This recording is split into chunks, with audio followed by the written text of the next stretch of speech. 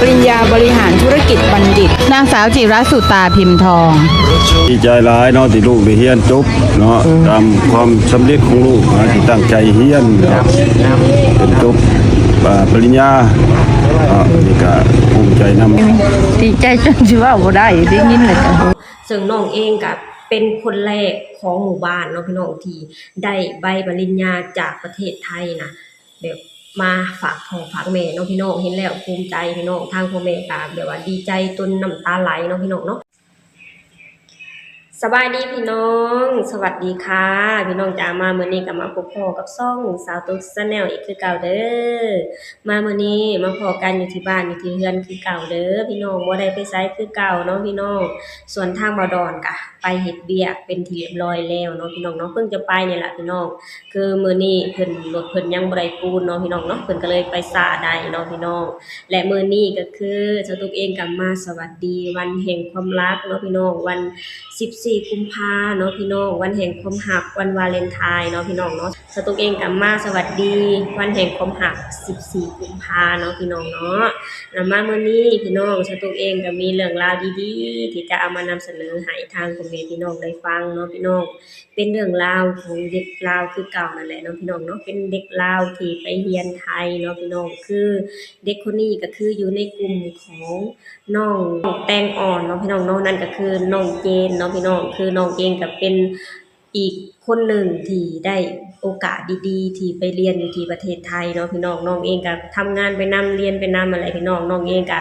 มีรายได้จากหลายๆทางเนาะพี่น้องทั้งช่อง YouTube TikTok เนาะพี่น้องทั้งเฟซเนาะพี่น้องเนาะซึ่งน้องเองก็แบบว่าเป็นเด็กลาวคนหนึ่งที่มีความสามารถแบบว่าโอ้ยพี่น้องเห็นแล้วชื่นชมพี่น้องชื่นชมในตัวเด็กน้อยลาวคนนี้เนาะพี่น้องเนาะน้องเป็นอีกหนึ่ง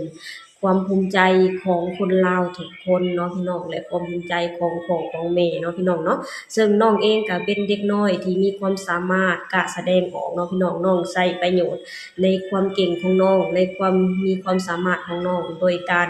หาเงินจากช่องทางที่น้องถนัดหรือในช่องทางที่น้องมักนั่นก็คือช่องทาง YouTube หรือช่องทาง TikTok เนาะพี่น้องเพื่อส่งตัวเองเรียนเนาะพี่น้องเนาะแล้วสุดท้ายน้องก็ทำตามความฝัน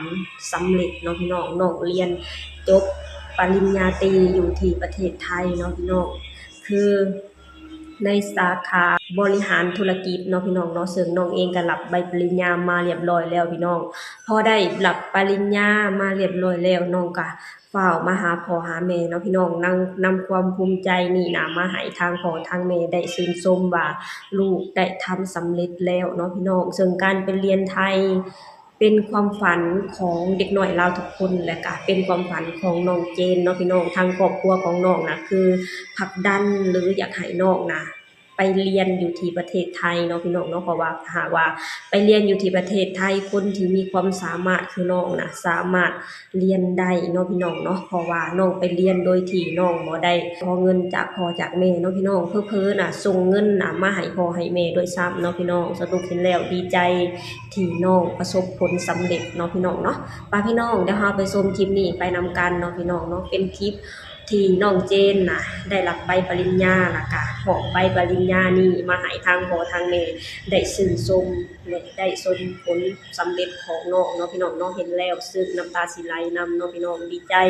และก็ภูมิใจในตัวน้องเนาะที่น้องเองน่ะประสบผลสำเร็จแล้วเนาะพี่น้องป้าพี่น้องนะคะชมคลิปนี้ไปนำกันเด้อก่อนอื่นหมดตัวตุ๊กเองก็ต้องขออนุญาตนำเจ้าของคลิปเด้อที่จะเอาคลิปนี้ลงมาเผยแพร่ต่อเนาะพี่น้องเนาะป้าพี่น้องนะคะไปชมคลิปกันเลยปริญญาบริหารธุรกิจบัณฑิตนางสาวจิรสุตาพิมพ์ทองจงรู้ว่าที่ฉันทำลงไปเพื่อใครโปรดจงเห็นทุกความตั้งใจฉันพร้อมที่จะไปน้ำตาฉันดีรินไหลฉันนั้นร้ายและฉันรอเธอดีใจหลายเนาะที่ลูกได้เรียนจบเนาะตามความสำเร็จของลูกที่ตั้งใจเรียนเป็นจบปริญญานี่ก็ภูมิใจนำดีใจจนสิว่าบ่ได้ได้ยินเลยลูกจบปริญญาแล้วแม่นตอนแรกๆก็ได้แม่นี่แหละแบบว่าสีทางหายเด็กแต่งๆน้อยๆอะไรอย่างเงี้ยประสิทธิ์ประสาทวิชาให้ลู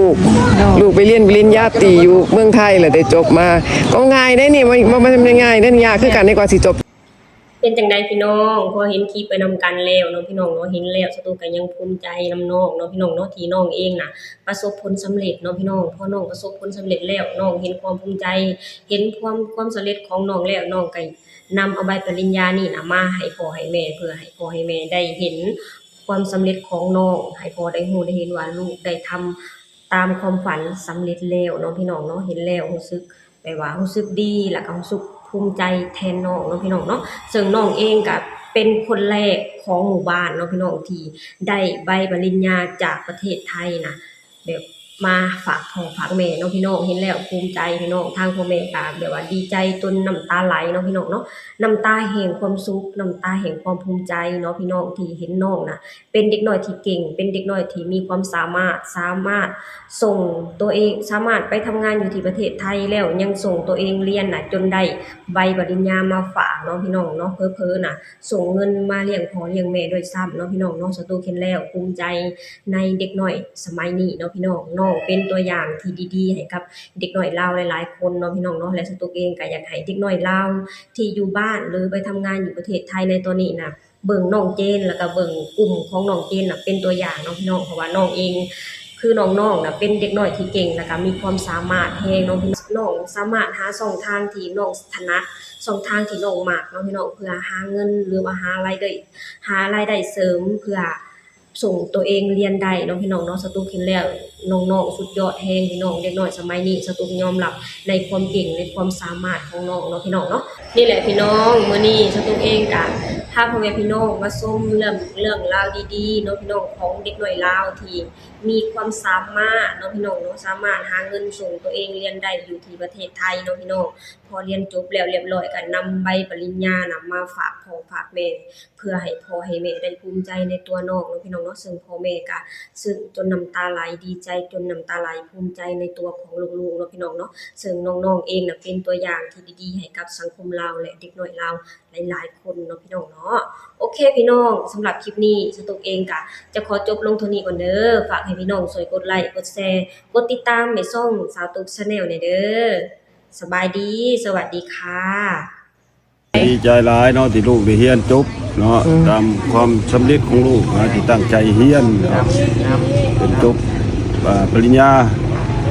นี่ก็ภูมิใจนำ ดีใจจนสิว่าบ่ได้ได้ยินเลยจ้ะ ลูกจบปริญญาแล้ว แม่น ตอนแรกๆก็ได้แม่นี่แหละแบบว่าสีทางหายเด็กเด็กๆน้อยๆอะไรอย่างเงี้ยประสิทธิ์ประสาทวิชาให้ลูกไปเรียนปริญญาตรีอยู่เมืองไทยแหละได้จบมาก็ง่ายได้นี่มันง่ายได้นี่ยากคือกันในกว่าสิจบได้